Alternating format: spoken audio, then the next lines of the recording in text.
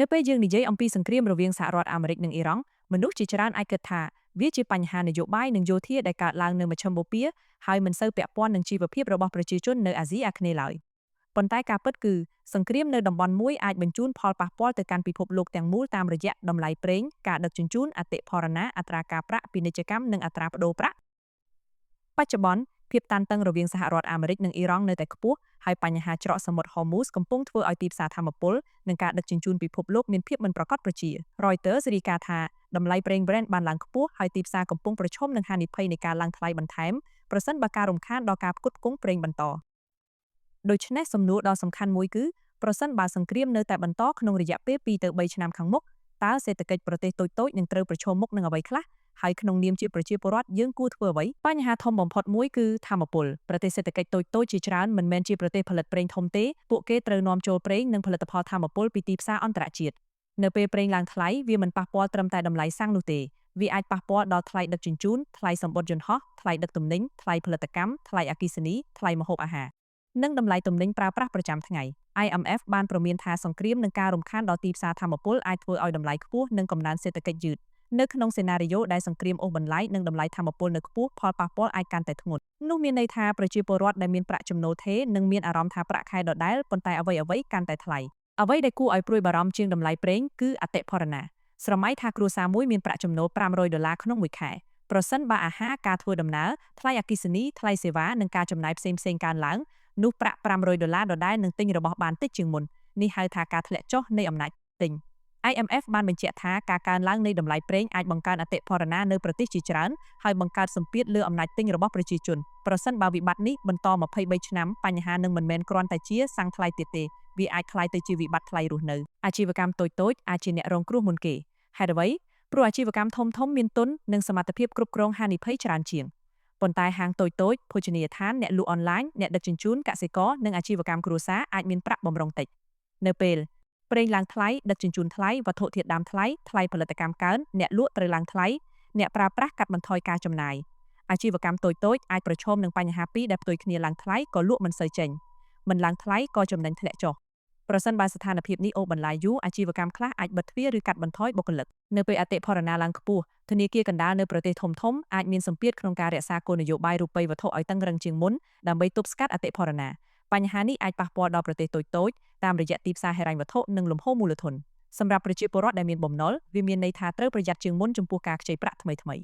មុនពេលខ្ចីប្រាក់យើងគួរសួរខ្លួនឯងថាបើចំណូលខ្ញុំធ្លាក់ចុះ20%តើខ្ញុំនៅអាចបង់បំណុលបានទេនេះជាសំណួរសំខាន់ណាស់ក្នុងសម័យដែលពិភពលោកមានភាពមិនប្រាកដប្រជាយើងមិនអាចទាយអនាគតបាន100%ទេប៉ុន្តែអាចគិតជាសេណារីយ៉ូបានសេណារីយ៉ូទី1សង្គ្រាមបញ្ចប់ឆាប់ប្រសិនបើមានការចរចាដែលអាចបន្ថយភាពតានតឹងនិងធ្វើឲ្យការដឹកជញ្ជូនថាមពលប្រក្រតីឡើងវិញនោះតម្លៃប្រេងអាចធ្លាក់ចុះបន្តិចម្ដង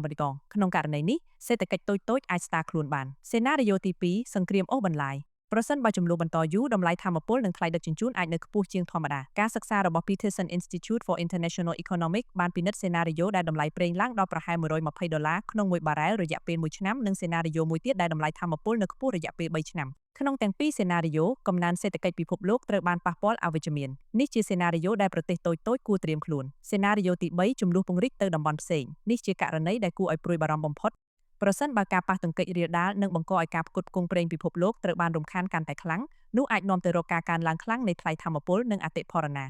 IMF បានព្រមានថាសេណារីយ៉ូសង្គ្រាមដែលអូសបន្លាយនិងមានតម្លៃប្រេងខ្ពស់អាចធ្វើឲ្យកំណើនសេដ្ឋកិច្ចពិភពលោកធ្លាក់ចុះយ៉ាងខ្លាំងសម្រាប់ប្រទេសដូចជាកម្ពុជាបញ្ហាសំខាន់មិនមែនថាកម្ពុជាចូលរួមក្នុងសង្គ្រាមឬអត់ទេបញ្ហាគឺកម្ពុជាពឹងផ្អែកលើសេដ្ឋកិច្ចពិភពលោកយ៉ាងដូចម្តេចប្រសិនបើថ្លៃប្រេងឡើងខ្ពស់កម្ពុជាអាចប្រឈមនឹងថ្លៃដឹកជញ្ជូនខ្ពស់ជាងមុនប្រសិនបើសេដ្ឋកិច្ចប្រទេសធំៗយឺតការបញ្ជាទិញទំនិញពីរោងចក្រនិងការវិនិយោគអាចរងផលប៉ះពាល់ប្រសិនបើប្រជាជននៅប្រទេសអ្នកទេសចរមានការប្រុងប្រយ័ត្នលើការចំណាយវិស័យទេសចរក៏អាចរងផលប៉ះពាល់ដូច្នេះសង្គ្រាមនៅឆ្ងាយរាប់ពាន់គីឡូម៉ែត្រក៏អាចចូលមកដល់ជីវិតយើងតាមរយៈតម្លៃសាំងតម្លៃម្ហូបអាហារថ្លៃដឹកជញ្ជូននិងការងារចំណុចសំខាន់គឺកុំភ័យស្លន់ស្លោប៉ុន្តែត្រូវត្រៀមខ្លួនទី1កុំចំណាយលើសចំណូលនៅពេលពិភពលោកមិនប្រកបប្រជាការរស់នៅដោយបំណុលច្រើនគឺមានហានិភ័យយើងគួរពិនិត្យឡើងវិញនូវការចំណាយប្រចាំខែហើយបែងចែករវាងអ្វីដែលចាំបាច់អ្វីដែលអាចកាត់បន្ថយបានអ្វីដែលមិនចាំទី2បង្កើតមូលនិធិបន្ទាន់ប្រសិនបើអាចធ្វើបានគួរមានប្រាក់បម្រុងសម្រាប់ការចំណាយចាំបាច់គោលដៅមិនមែនដើម្បីក្លាយជាអ្នកមានក្នុងមួយយប់ទេគោលដៅគឺបើថ្ងៃស្អែកមានបញ្ហាយើងមិនដួលភ្លាមៗ ទី3កុំផ្អែកលើចំណូលតែមួយពិភពលោកកំពុងផ្លាស់ប្ដូរលឿនដូច្នេះការមានជំនាញបន្ថែមអាចជាខ្នងទី2ឧទាហរណ៍